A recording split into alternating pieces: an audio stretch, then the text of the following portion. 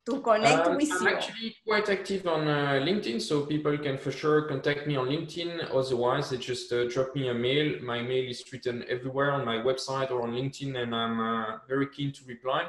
I actually have a lot of exchange with a lot of practitioners across the world asking me questions about forecast, model, and well, COVID, seasonalities, should I use machine learning here? What kind of model there? So it's kind of very interesting for me to have all these exchange with people. I receive actually many very difficult and tough questions where there is no black or white answer and we have to think. So it's very interesting. So please, for people interested, just drop me a message on LinkedIn or send me a mail. I'm very happy to start a discussion.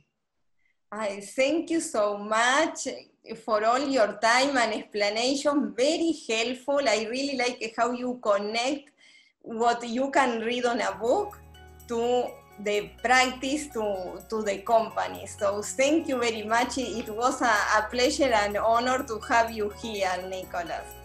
Thank you, Marcia, for this great interview. It was really a pleasure. Thank you.